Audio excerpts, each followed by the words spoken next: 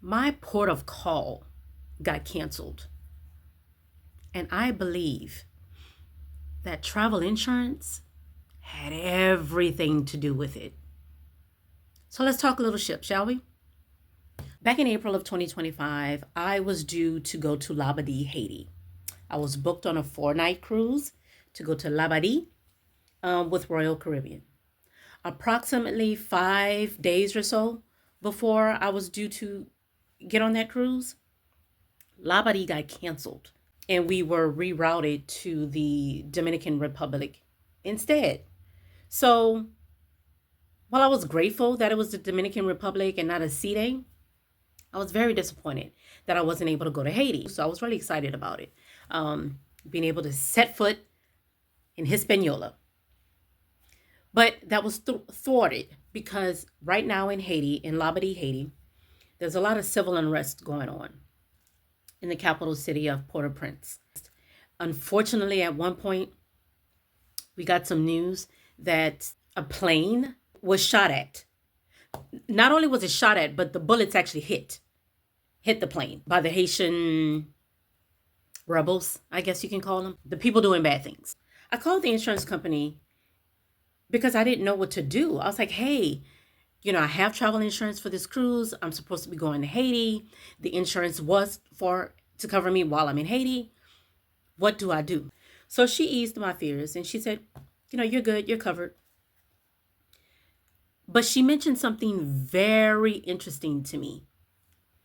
She said, as long as you're not going to one of the naughty countries like Belarus or something like that, you should be fine. If you go to one of the naughty countries, then your insurance claim will be denied. We're not paying for it. What? So that got me thinking. Haiti has had a level 4 travel advisory leveled against it from the United States government, meaning do not travel to.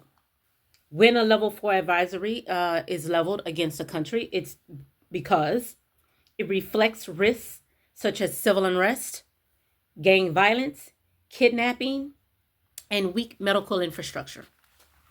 As of yesterday, Haiti was still level 4 travel advisory. As of yesterday, when I looked, Royal Caribbean was still not going to Haiti. As a matter of fact, Royal Caribbean has said that Labadee has been canceled through October 31st.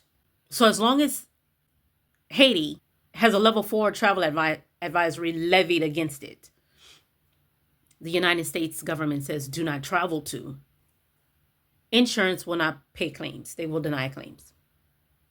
So I ask you, did this have something to do with Royal Caribbean pulling out of Labadee, Haiti? Royal Caribbean's official statement reads as follows. Out of an abundance of caution, we have temporarily paused our upcoming visits to Labadee. We have already communicated with guests directly. And they have. An email was sent to me back then when that happened. But when you say out of an abundance of caution, who are you referring to, Royal? The Haitian government allowed Royal Caribbean to lease the 260-acre peninsula back in 1985. That lease was extended through 2050. So Royal Caribbean was able to lease that land for its exclusive use. Well, at the moment, Royal Caribbean isn't able to fully capitalize or optimize that investment that they have because of all the civil unrest that's going on. Well, not even so much the civil unrest, but that level 4 travel advisory levied against it. Because as long as you have that level 4 travel advisory leveled against it, insurance companies will not pay. A lot of people say, hey, Labadee is far away from the capital of Haiti, from Port-au-Prince, Haiti. It's approximately 130 miles. I looked that up. There's some security presence at Labadee, Haiti. There's fencing around the area. When you disembark the ship in Labadee, Haiti, you are not allowed as a Royal Caribbean guest to leave the port area and venture off into Haiti to have an authentic Haitian experience. That is a no-no. It's not allowed. So a lot of people are saying, well, the area is secure. It's far enough away from the capital. It's secure. Okay, sure.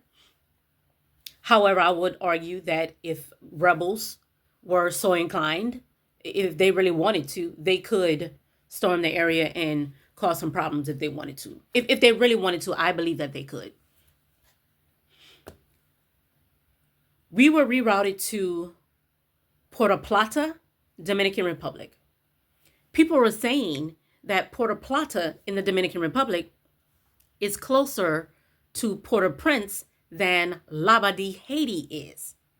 So why are we allowed to go to the Dominican Republic, that area of the Dominican Republic, if it's closer to the violence, the unrest in Port-au-Prince, Haiti, than Labadee is? Well, I'll look that up as well. That is, in fact, not true. In a straight line, according to what I read, Puerto Plata, Dominican Republic, is 139 miles in a straight line from Port-au-Prince, Haiti. The reason I say a straight line is because due to the topography, you're not going to get there in a straight line if you're traveling on the ground. So it's actually 9 miles further away from Port-au-Prince than Labadee, Haiti is. Because I wondered that myself, what that border situation is like. And yeah, why is the Dominican Republic, why is it seemingly safer than Labadee, Haiti, when they're both over 100 miles away from the capital, Port-au-Prince, Haiti, and the civil unrest? I think this was all about travel insurance.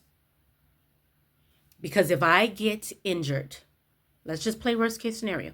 I get injured or whatever the case may be in Haiti, and I have travel insurance, which I travel with travel insurance. Travel insurance has already told me they're going to deny that claim. Well, it stands to reason that if Royal Caribbean has insurance on that ship, something happens to that ship, insurance is not going to pay that claim. They're going to deny that claim.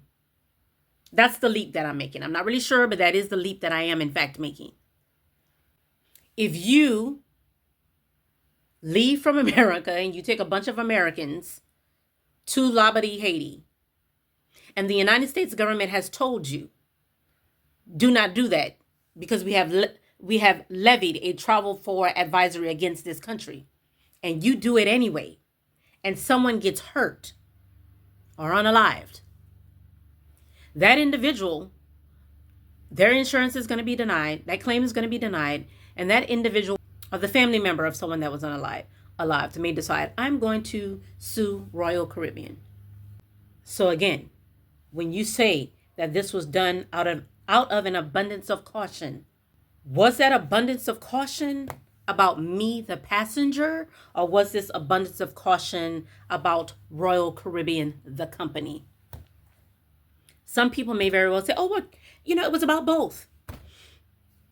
Okay, sure. I'm an American living in America.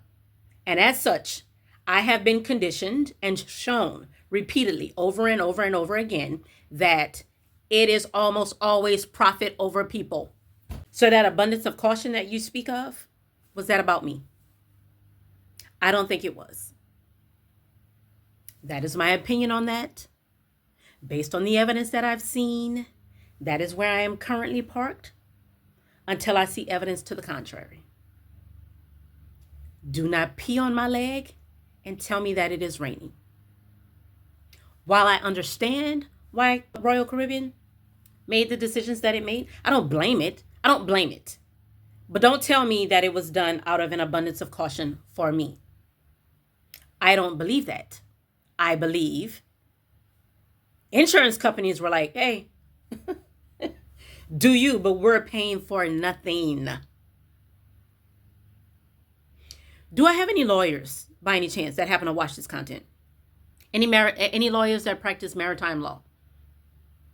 Or any people that are in insurance, because I don't work for an insurance company. I'm not an insurance adjuster or underwriter. I don't work for Royal Caribbean in any capacity.